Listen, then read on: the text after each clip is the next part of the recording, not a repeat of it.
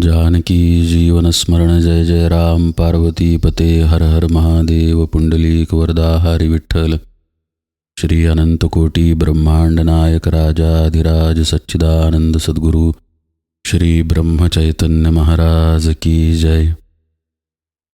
हरिपाठ सेवेमध्ये कालपर्यंत 26 अभंग संपले. आज आपण 27वा अभंग सुरू करूया. हा अभंग 6 चरणांचा आहे. जसा जसा उलगडत जाईल तसं तसं आपण पुढे जाऊ. सर्व सुख गोडी साहीशास्त्र निवडी रिकामा अर्धघडी राहू नको. लटिका व्यवहार सर्व हा संसार वाया येरझार हरिविण. नाममंत्र जप कोटी जाईल पाप रामकृष्णी संकल्प धरुनी राही. निजवृत्ती काढी सर्व माया तोडी इंद्रिया सवडी लपू नको. तीर्थी व्रती भाव धरी रे करुणा शांती दया पाहुणा हरी करी. ज्ञानदेवा प्रमाण निवृत्ती देवी ज्ञान समाधी संजीवन हरिपाठ. हा अभंग म्हणजे जवळजवळ माऊलींनी एकाच अभंगामध्ये संपूर्ण हरिपाठ सांगितल्यासारखा आहे. पूर्णविराम असे या अभंगाला म्हणता येणार नाही, कारण पुढचा 28वा अभंग अभंग हरिपाठ सती 28 हा अभंग पूर्णविरामाचा आहे. पण या 27व्या अभंगात माऊलींनी संपूर्ण हरिपाठाचा विषय थोडासा एकत्र आणण्याचा प्रयत्न केला आहे. माऊली सुरुवातीला म्हणतायत, सर्व सुख गोडी साहीशास्त्र निवडी रिकामा अर्धघडी राहू नको. यातल्या पहिल्या भागाकडे आपण थोडंसं पाहूया. सर्व सुख गोडी आणि साहीशास्त्र निवडी असे विषय याच्यात येतात.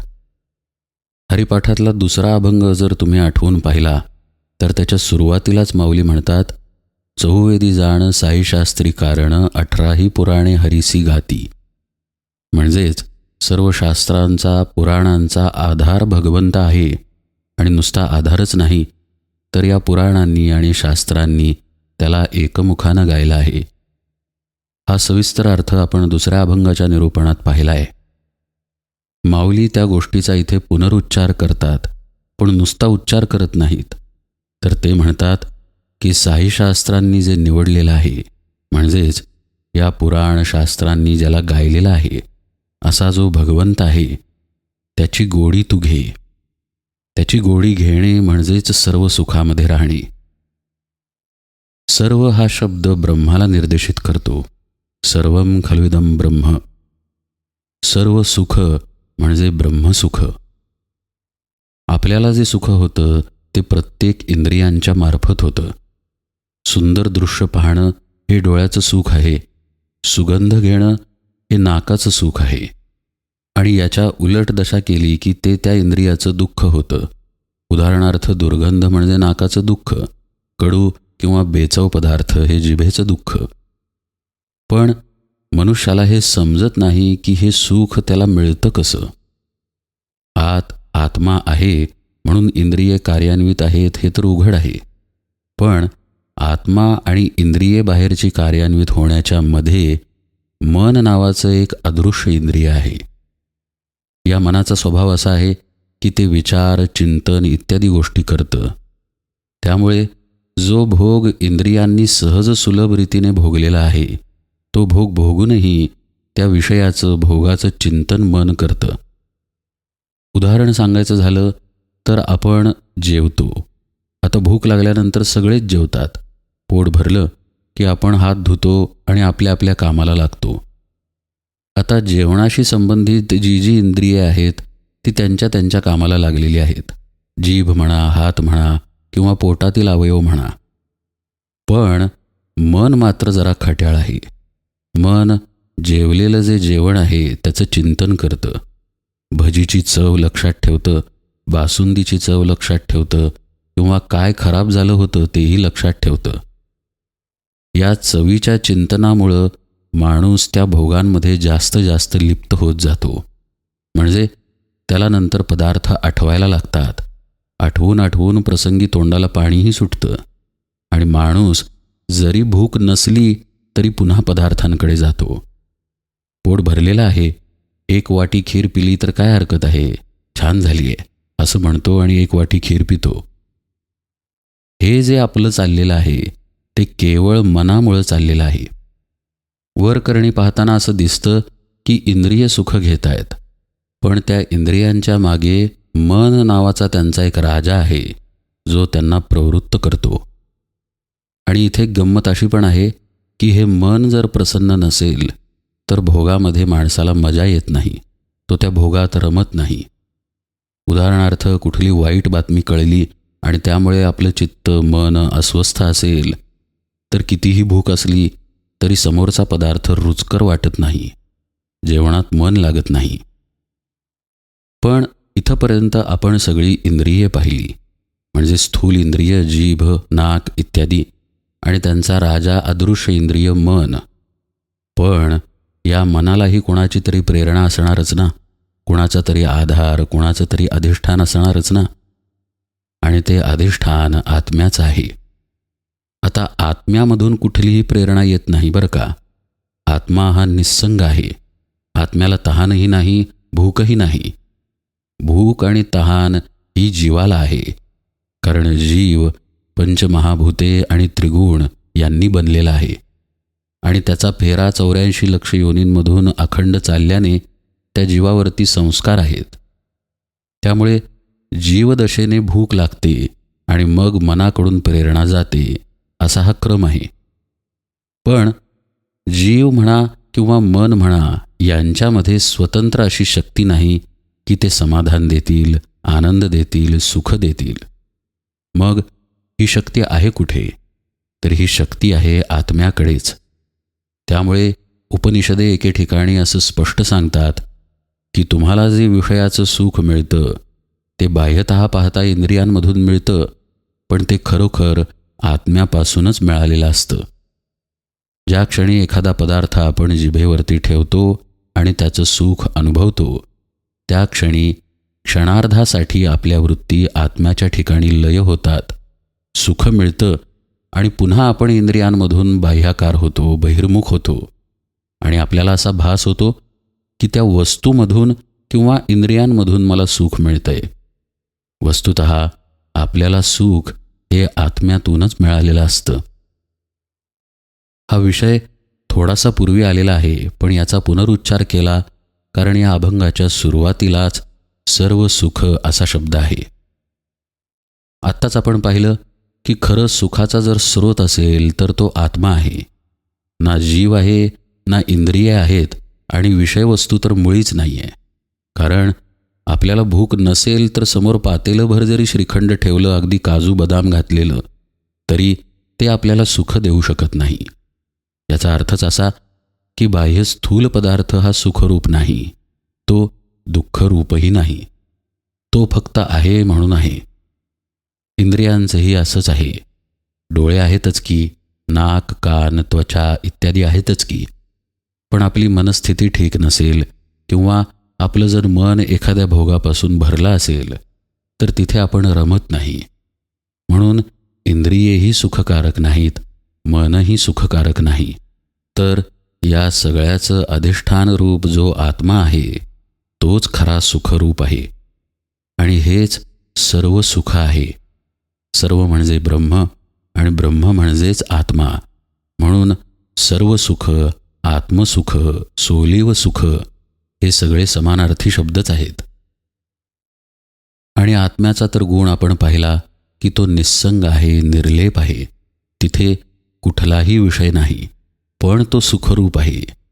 आणि म्हणूनच आत्मसुखाला किंवा सर्व सुखाला निर्विषयानंद असं म्हणण्याची ही पद्धत आहे.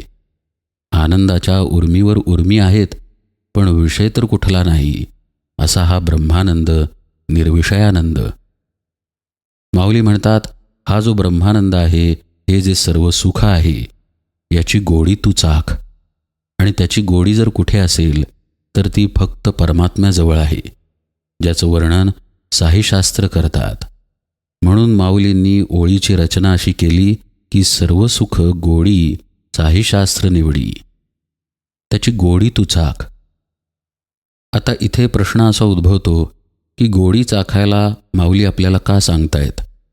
कारण आपल्या मनाला आपल्याला साधनेसाठी साह्यभूत करायचं आहे. मन हे असं एकमेव इंद्रिय आहे जे सत्वगुणालाही स्पर्श करतं आणि रज आणि तमगुणालाही स्पर्श करतं. ते इंद्रिय असं आहे की त्याच्या अधीन जर आपण झालो तर विषयासक्त होतो आणि अधोगतीला जातो, जीवभावामध्ये देहभावामध्ये गुंतून राहतो. पण याच मनाला जर साधनेला लावलं तर जीवभाव आणि देहभाव टाकण्यासाठी आणि सत्वगुणाकडे अग्रेसर होण्यासाठी हेच मन आपल्याला साह्यकारी होतं. पण मनाचा गुण असा आहे की त्याला गोडी लावली तरच ते ती गोष्ट करतं. त्याला जर गोडी लागली नाही, ते जर कुठे रमलं नाही, तर ते साधकालाही तिथे रमू देत नाही. आणि म्हणूनच माऊली म्हणतात की या मनाला भगवंताची गोडी लागणं अत्यंत आवश्यक आहे. आता भगवंताची गोडी लागणार कशी? समजा स्थूल पदार्थांमध्ये आपण पाहिलं की श्रीखंड आहे, तर श्रीखंड सेवन केलं की श्रीखंडाची गोडी लागली. ठीक आहे, म्हणजे त्या पदार्थाच्या निदान सन्निध तरी जावं लागतं. तसं भगवंताची गोडी लागण्यासाठी भगवंताच्या निकट नको का जायला? पण भगवंत स्थूल कुठे आहे की एखादी वस्तू असावी, एखादं क्षेत्र असावं आणि मी त्याच्या निकट जावं? भगवंत तर सर्वव्यापी आहे. मग जो सर्वव्यापी आहे, सर्व सत्तारूपाने नटलेला आहे, त्याच्या जवळ जर मला जायचं आहे तर माझ्या आसपास असलेला पडदा मला घालवायला लागेल. आणि तो पडदा देहबुद्धीचा आहे. याचा अर्थच असा की माझी देहबुद्धी मी कमी कमी करणे, याचाच अर्थ भगवंताला जवळजवळ करणे. आणि ती कमी कशाने होईल? तर सद्गुरुपदिष्ट साधनाने होईल. म्हणून जितकं जितकं साधनेमध्ये मन मुरेल किंवा जितका जितका काळ साधनेमध्ये व्यतीत होईल, सद्गुरूंच्या अनुसंधानामध्ये, त्यांच्या उपदेशाच्या, त्यांच्या विचारांच्या चिंतनामध्ये, मननामध्ये व्यतीत होईल, तितका तितका भगवंताच्या जवळ जाण्याचा प्रवास होत जाईल. आणि असा प्रवास घडत राहिला की आपोआप मनाला भगवंताची गोडी लागते. आणि एकदा त्याला गोडी लागली की मग ते पूर्णपणे साधनेला साह्यकारी होते. मग ते आडकाठी करत नाही, आळस करत नाही, साधन चुकवण्यासाठी निमित्त शोधत नाही. माऊली म्हणतात, का जे यया मनाचे एक निके, जे देखील या गोडीच्या ठाया सोके, म्हणून अनुभव सुखची कौतिके दावित जाईजे. त्याला गोडी लागली की ते त्याला सोकावतं आणि पुन्हा पुन्हा साधनेकडे आपल्याला प्रवृत्त करतं. आणि अशा तऱ्हेने मग सर्व सुख म्हणजे भगवंताचं, परमात्म्याचं सुख आणि त्याची गोडी जीवाला आपोआप लागायला लागते. पण मगाशी म्हटलं तसं साधनेचे प्रयत्न मात्र पाहिजेत. साधनच जर केलं नाही तर देहबुद्धी कमी होणार नाही. आणि देहबुद्धी जर कमी झाली नाही तर आपला प्रवास परमात्म्याच्या सुखाकडे, आत्मसुखाकडे होणार नाही. मग त्या मार्गावरील गोडी मनाला लागणार कशी? बरं, असं पण नाही की आपण साधन करायचं ठरवत नाही. निश्चय आपण हिमालया एवढे करतो. पण झोप झाली किंवा पहाटेची साखर झोप डोळ्यांवर आली की तो सगळा हिमालय वितळून जातो. मग कुणामुळे तो वितळला? संकल्प माझा दृढ राहिला नाही, निश्चय टिकला नाही, तर तो कुणामुळे टिकला नाही? तर तो या मनामुळेच टिकला नाही, हे ध्यानात घ्या. म्हणून माऊली पुढे खूप मोलाचा संदेश देतात किंवा म्हणा सावधच करतात की रिकामा अर्धघडी राहू नको. रिकाम पण हे सगळ्यांना आहे बरं का. कुणीही असो, कितीही व्याप त्याच्या पाठीमागे असो, काही क्षण, मिनिटे का होईना दिवसात त्याला रिकामी मिळतातच. पण मुद्दा असा आहे की तो त्या रिकाम्या वेळेचं करतो काय? काय करायचं हे आपल्या हातात आहे. भोगांचं चिंतन केलं, घडलेल्या गोष्टींचं किंवा भविष्यात येणाऱ्या गोष्टींचं चिंतन, काळजी, मनन इत्यादी जर केलं तर अर्थातच हा रिकामा वेळ सार्थकी लागला नाही. साधक जो आहे तो या रिकामा वेळेकडे पूर्ण वेगळ्या दृष्टीने पाहतो. जो सद्गुरूचरणी लीन आहे, त्यांच्या उपदेशांचं वाचन, मनन, चिंतन किंवा श्रवण, मनन, चिंतन करतो, तो अशा रिकाम्या वेळी आणखी सावध असतो. कसं आहे, कर्म हे सगळ्याच जीवांना पाठीमागे लागलं आहे. पूर्वीही एकदा विषय आलाय पहा. की आपल्याला कर्माशिवाय जगणे केवळ अशक्य आहे. पण मनुष्य कर्म कुठल्या भावनेने करतो, कुठल्या दृष्टीने करतो हे अत्यंत महत्त्वाचं आहे. आता समजा कर्तव्य कर्म म्हणून माझ्या वाट्याला काही कामं आली. आता ती कामे करत असताना मला चिंतनात राहता येईलच असं नाही, पण निदान आपल्याला रिकामा वेळ मिळाला तर चिंतनाला मुळीच सोडू नये. जितका जितका मध्ये मध्ये वेळ मिळेल तितका चिंतनी लावावा, मननामध्ये लावावा. अर्थातच अध्यात्माचे, आपल्या सद्गुरूंच्या शिकवणीचे मनन बरं का, इतर कुठले मनन नव्हे जे आपल्याला विषयांकडे घेऊन जाईल. आणि इथेच गल्लत होते की साधकाने कसे वागले पाहिजे. कारण विषय, विकार आणि आपल्याला सद्गुरूंनी दिलेला बोध हे अगदी जवळजवळ आपल्या चित्तामध्ये असतात. कधी आपली उडी बोधाकडे, सद्गुरूंच्या विषयांकडे जाईल आणि कधी विषयासक्त होईल याचा नेम नसतो. त्यामुळे रिकाम्या वेळेत फार सावध राहावं लागतं. जो सावध असतो तो हा रिकामा वेळ सार्थकी लावतो, पण जो बेसावध राहतो त्याचा कधी विषयासक्त भाव होऊन जाईल हे त्याचं त्यालाही कळणार नाही. एक साधं उदाहरण देतो. काही जण मॉर्निंग वॉकला जातात. आता सकाळची वेळ आहे, आपण चालतोय. खरं पाहता आपल्या देहाला काही त्रास होणार नाही, आपला पाय खड्ड्यात जाणार नाही, कुणाला आपण धडकणार नाही किंवा येणाऱ्या वाहनांच्या मध्ये आपण येणार नाही. इतकी काळजी जर आपण राखून चालत राहिलो तर आता चिंतनाला काय अडचण आहे, परमार्थ विचारांचं मनन करायला काय अडचण आहे. पण आपण असं करतो का? आपण वैषयिक गाणी कानांमध्ये ऐकत राहतो किंवा वैषयिक दृश्ये पाहत राहतो. साहजिक आहे की जे आपण इंद्रियांकरवी करतोय तशाच आपल्या वृत्ती होत जातात आणि आपण बहिर्मुखच राहतो. खरं पाहता हा चालण्याचा अर्धा पाऊण तासाचा वेळ आपल्याला अंतर्मुखतेचं चिंतन करण्यासाठी अतिशय उपयुक्त आहे. पण माझ्या कान नावाच्या इंद्रियाला गोड वाटेल ते मी लावलं किंवा डोळे नावाच्या इंद्रियाला जे छान वाटेल ते मी बघत राहिलो. परिणाम असा झाला की माझी वृत्ती अंतर्मुख होण्याच्या ऐवजी चांगलं संगीत किंवा चांगलं दृश्य या निमित्ताने बाहेरच राहिली. हे एक उदाहरण दिलं तुम्हाला. असे पुष्कळ क्षण दिवसामध्ये येतात की ज्या क्षणी आपण काही काम असं करत नसतो, पण अंतर्मुख होण्याच्या ऐवजी, चिंतन मनन करण्याच्या ऐवजी कुठल्या ना कुठल्या इंद्रियांच्या नादी लागून बहिर्मुख जातो. आणि असं होऊ नये म्हणून माऊली सांगतात की शक्यतो रिकामा तू राहूच नको.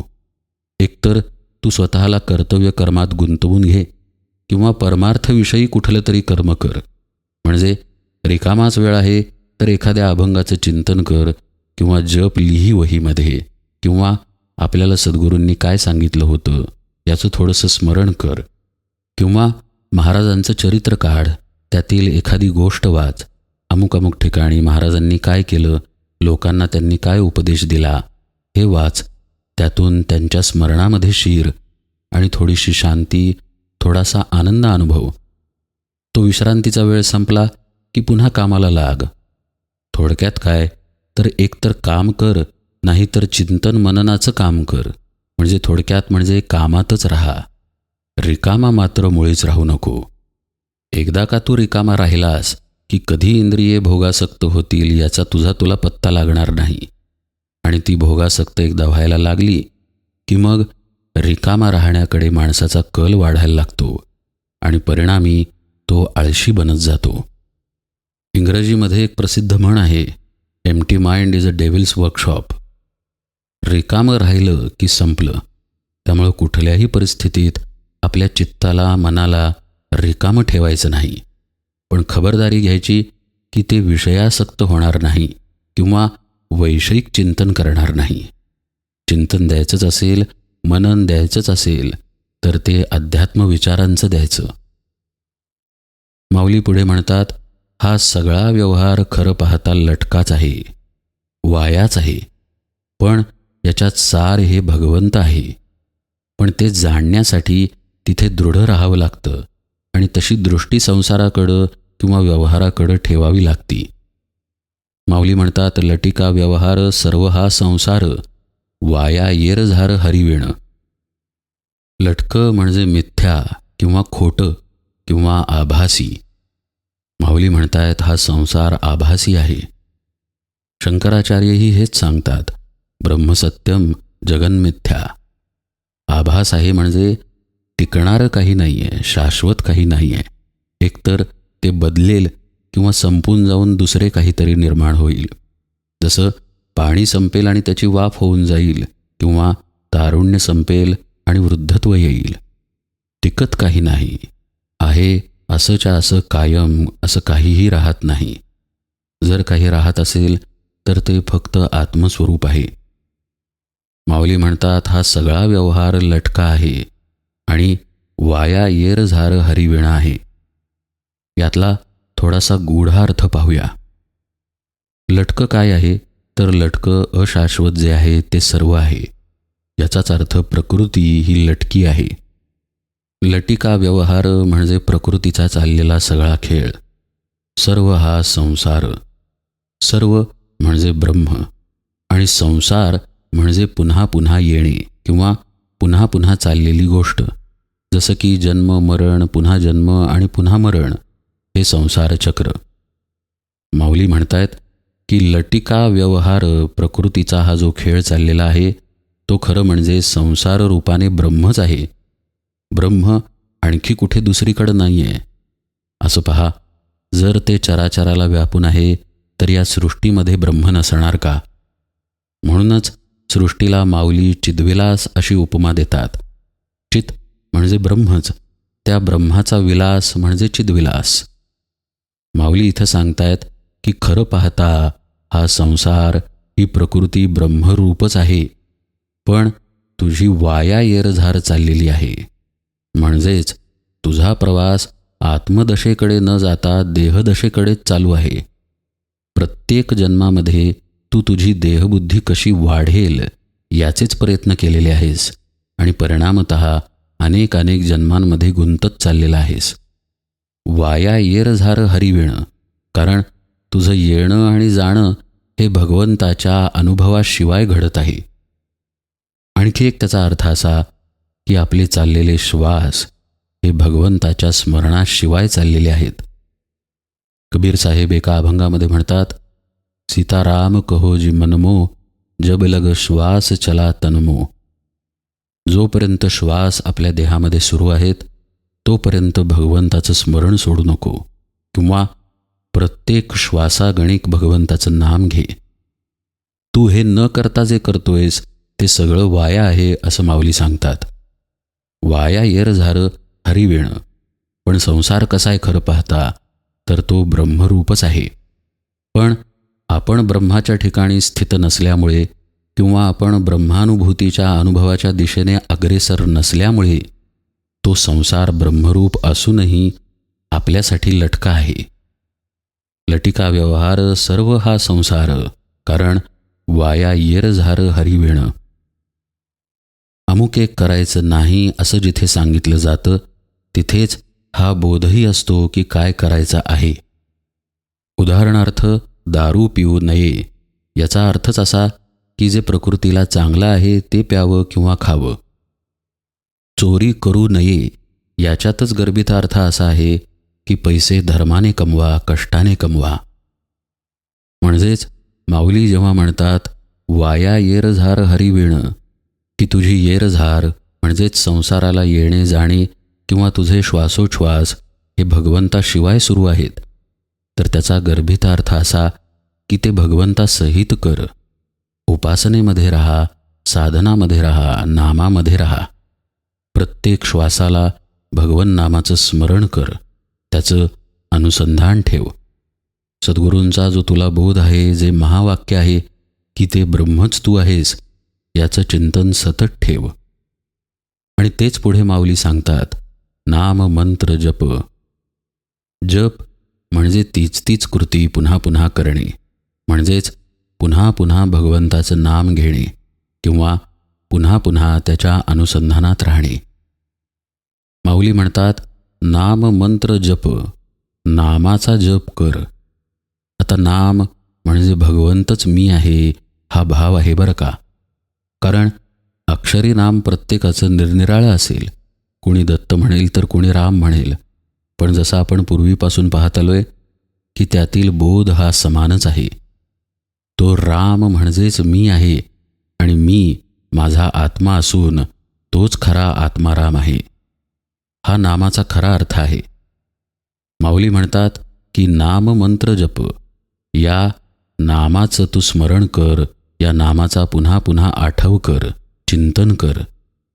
मंत्र म्हणजे मनाच्या पलीकडे जे नेते ते, आणि अर्थातच अशा नामाच्या अनुसंधानाने साधक मनाच्या पलीकडे जातो, असं माऊली नाममंत्र जप या 3 अक्षरांमध्ये स्पष्टपणे सांगतात.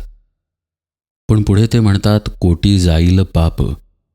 जाणारच ना, कारण मनाच्या पलीकडे साधक गेला की अर्थातच त्याची देहबुद्धी सैल झाली, आणि देहबुद्धी नाही तर पाप पुण्य, सुख दुःख, मान अपमान या कशाचीही बाधा नाही. कोटी याचा अर्थ प्रकार. कुठल्याही प्रकारचं पाप अशा साधकाला नाही जो नामामध्ये रंगून गेलेला आहे. इथे लबाडी संभवत नाही बरं का. म्हणजे मी नाम घेतोय पण काहीही वर्तन करतोय, कारण ते खरं नाम घेणं नाहीच आहे. आणि म्हणूनच खऱ्या नामाचा अर्थ मागे सांगितला. त्या अनुसंधानात जो राहील, तिथे जो रत होईल, त्याचं मन हळूहळू लय होतंच, आणि त्या मार्गानं त्याची देहबुद्धी पण सैल व्हायला लागते. आणि एकदा अशी सैल व्हायला लागली ती की मग त्याला साहजिकच पापपुण्याची कुठलीही बाधा होत नाही. कुठल्याही प्रकारचं म्हणजेच कोटीतलं पाप त्याला बाधू शकत नाही. यासाठी मात्र संकल्प असावा लागतो. कारण असं पहा, हे जे सगळं सांगतोय ते आपल्या स्वभावाच्या, जीवभावाच्या, जीवावरती जे संस्कार झालेले आहेत आणि परिणामतः जे आपण सतत बहिर्मुख आहोत, याच्या सगळ्याच्या हे उलट आहे. आणि उलट जायचं म्हटलं की तिथे निश्चय पाहिजे, तिथे संकल्प पाहिजे, अन्यथा ते शक्य नाही. अहो, एखादी साधी गोष्ट जरी आपल्या नेहमीच्या सवयींच्या विरुद्ध जाऊन करायची असेल तरी संकल्प लागतोच ना. समजा आपली रोजची उठायची वेळ सकाळी 6ची आहे, पण एक दिवस समजा आपल्याला कुठे प्रवासाला जाण्यासाठी 3:30 वाजता उठायचं असेल, तर संकल्प लागतोच, निश्चय हा लागतोच. तसंच साधनेमध्ये आहे. हा सगळा प्रवास आपल्या जीवभावाच्या, देहबुद्धीच्या उलट दिशेचा आहे. बरं, हा जीवभाव आणि देहबुद्धी कालच आली आहे असं नाही आहे. तसं असतं तर त्या विरुद्ध दिशेच्या प्रवासाला काही कष्ट लागले नसते, फार निश्चयही लागला नसता. पण हा देहभाव, हा जीवभाव जन्मोजन्मीचा आहे, जुनाट आहे, पुराण आहे. त्यामुळे अर्थातच आपला संकल्प दृढ लागतो. आणि म्हणूनच माऊली पुढे म्हणतात, रामकृष्णी संकल्प धरूनी राही. इथे जर संकल्प नसेल तर सगळं व्यर्थ आहे. कारण मग साधनामध्ये आपण नियमितही होणार नाही आणि आपलं मन तिथे नंतर रमणारही नाही. रामकृष्णी म्हणजे आपल्या जीवनाची, श्वासाची गती बरं का, किंवा भगवंताचं नाम, सद्गुरुपदिष्ट साधना. तिथे राहण्याचा संकल्प अत्यंत गरजेचा आहे. हट्टाने करायची ही गोष्ट आहे. आपलं मन, आपला देह, आपली बुद्धी, आपले तर्क वेळोवेळी साधनेच्या आड येतात. आता कशाला उठा, छान झोपूया, नाहीतरी काल खूप कष्ट झालेत, कधीतरी झोप मिळते एवढी, तर आता साधनेला कशाला बसा, उद्या बसू, नंतर बघू, पुन्हा कधीतरी करू. अशा स्वरूपाच्या अनंत बाधा आपल्याच मनाकडून, आपल्याच बुद्धीकडून आपल्याला होतात. आणि म्हणूनच इथे संकल्पाला अतिशय महत्त्व आहे. पुढे माऊली शब्द वापरतात, धरूनी राही. नुसता संकल्प करू नको, तर तो धरून राहा. इथे धरून राहा जेव्हा माऊली म्हणतात, तेव्हा अर्थातच ते निश्चयाला निर्देशित करतात की केलेल्या संकल्पाच्या ठिकाणी निश्चयाने राहा. काहीही झाले तरी नाम घ्यायचेच, काहीही झाले तरी ध्यानाला बसायचेच. हा चकार फार महत्त्वाचा आहे. अन्यथा हे घडणे शक्य नाही. कधी आपण देहबुद्धीच्या आहारी जाऊन आळशी होऊ, किंवा कधी आपण बुद्धीच्या, तर्काच्या मनाच्या आहारी जाऊन साधनेपासून लांब जाऊ हे आपल्यालाही कळत नाही. असेही काही साधक असतात. अहो, अनुग्रह घेऊन 20 वर्ष झाली, पण काय सांगू तुम्हाला, गेली 10 वर्ष साधना करायलाच जमलं नाही. हे संसार, मुलं बाळं, घरदार याच्यात कधी वेळ मिळालाच नाही. हे सर्रास आपल्याला ऐकायला मिळतं. याचं कारणच असं की साधनेच्या मागे संकल्प असत नाही, आणि असेलच संकल्प तर त्याला निश्चयानं धरून ठेवलेला असत नाही. पुढच्या ओळीत माऊली म्हणतात, निजवृत्ती काढी सर्व माया तोडी, इंद्रिया सवडी लपू नको. निजवृत्ती काढायची म्हणजे काय? कारण वृत्ती हा शब्द आणि त्याचा अर्थ मागच्या अभंगाच्या निरूपणात आपण पाहिला. शिवाय इंद्रियांच्या मागे लपू नको म्हणजे माऊली काय सांगतात? विषय खूप सुंदर आहे, पण तो आपण यथावकाश पाहूया. आज मात्र निरूपण सेवेला इथेच विराम देतो. जानकी जीवन स्मरण जय जय राम.